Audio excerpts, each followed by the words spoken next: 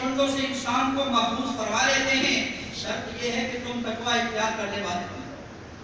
فائدہ اس کو ہوتا ہے من لم یدع قول الزور، جو رمضان المبارک کے مہینے میں قول الزور جھوٹی بات کو چھوڑ دے، اس کو رمضان کے مہینے کا فائدہ ہوگا۔ اس پیکج سے فائدہ اس کو ملے گا جو جھوٹی بات کو چھوڑتا ہے، اور اسی طرح بے حیائی اور فحش گوئی سے اجتناب کرتا ہے، اس کو اس رمضان کا فائدہ ہوگا۔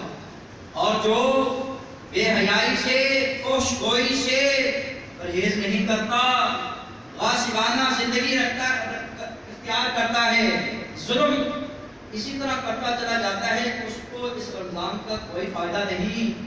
اللہ کے رسول صلی اللہ علیہ وسلم نے فرمایا اس کو بھوکا پیاسا رہنے کی کوئی ضرورت نہیں۔ فائدہ حاصل کرنا ہے اس پیکج سے، تو آپ کو جہاں آپ نے صبح سے لے کر شام تک بھوک اور پیاس کو برداشت کرنا ہے، وہیں پہ آپ نے اپنی زبان، اپنے کام اور اپنی آنکھ پہ بھی کنٹرول۔ اللہ مجھے اور آپ کو کرنے کی توفیق دے۔ حضرات، اپنے آپ کو نفسیاتی طور پر تیار کرنا ہے۔ پہلا کام روزہ رکھنا، دوسرا کام قیام کرنا۔ روزہ رکھنا یہ ہر عاقل مسلمان پر فرض ہے، ہر بالغ پہ فرض ہے، مریض اس کی استثناء ہے۔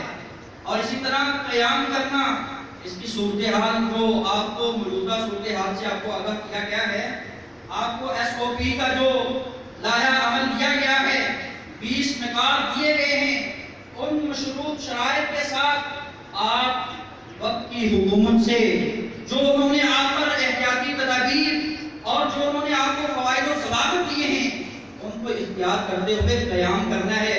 قیام گھر میں بھی کیا جا سکتا ہے۔ قیام کا کیا مطلب ہے کہ نفلی عبادت کرنی ہے۔ نفلی عبادت وہ رات کے پہر میں کی جائے تو اس کو صلاۃ التہجد کہتے ہیں، رات میں کی جائے تو اس کو قیام اللیل کہتے ہیں، اور پہلے وقت میں کی جائے تو اس کو صلاۃ التراویح کہتے ہیں۔ آپ گھر میں پڑھ سکتے ہیں، آپ کا آگے امام ہو، پیچھے آپ کے جوان ہوں، اس سے پیچھے بچے ہوں، اس سے پیچھے خواتین ہوں۔ یہ خواتین کی سب سے آخر ہونی چاہیے، اور گھروں میں قرآن کی تلاوت ہونی چاہیے۔ شیطان بھاگ جائے گا اور امراض دور ہو جائیں گی، بلائیں آفات ٹل جائیں گی، اللہ کی رحمتوں کا نزول ہوگا۔ مسجد میں پڑھیں تو وقت کی حکومت نے یہ اعلان کیا ہے، آستہ رکھ کر پڑھیں۔ یہ میرا آپ کو یہ پیغام پہنچانا تھا، عمل کرنا آپ کے پاس کی بات ہے، اور یہ بات بھی ذہن میں رکھیں، یہ بات بھی ذہن میں رکھیں، کورونا سے لڑا نہیں جائے گا، لیکن رب سے ضرور ڈرا جائے گا۔ لعلکم تتقون، رب سے ضرور ڈرنا۔ لعلکم تتقون، رب سے تم ڈرنے والے بن جاؤ گے، کورونا اللہ رب العزت بتا دے گا۔ تیسرا کام جو مجھے اور آپ کو کرنا چاہیے وہ ہے اخلاص۔ اخلاص اللہ کی رضا کے لیے میں نے روزہ رکھنا ہے، اللہ کی رضا کے لیے تلاوت قرآن کرنی ہے، اللہ کی رضا کے لیے سخاوت کے مہینے میں نے سخاوت کرنی ہے، اللہ کو راضی کرنے کے لیے جو بھی میں نے کام کرنا ہے وہ صرف رب کی رضا کے لیے کرنا ہے، اس میں دکھلاوا کا ہو۔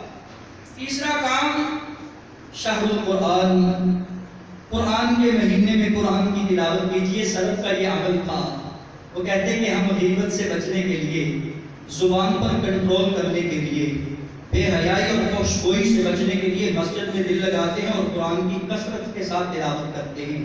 جو قرآن کی کثرت سے تلاوت کرتا ہے آپ بھی اپنا معمول بنا لیجیے۔ فَقْرَأُوا مَا تَيَسَّرَ مِنَ الْقُرْآنِ، قرآن کو پڑھے، قیام میں پڑھے، آپ 10 بار 100 بار سورۃ الاخلاص کو ایک رکعت میں پڑھ سکتے ہیں۔ 100 بار ایک رکعت میں آپ سورہ اخلاص پڑھتے جائیں، آپ کو کچھ نہیں آتا۔ قیام لمبا کریں، گھر میں تراویح پڑھیں، گھر میں قیام کریں، مسجد میں بھی آئیں تو نوافل میں زیادہ سے زیادہ لمبی قرات کی جائے۔ اسی طرح جو 5واں کام ہے وہ مجھے اور آپ کو یہ کرنا چاہیے کہ اگر میں فائدہ اٹھانا چاہتا ہوں رمضان المبارک کے مہینے سے تو اپنی زبان کو کنٹرول کرنا ہے۔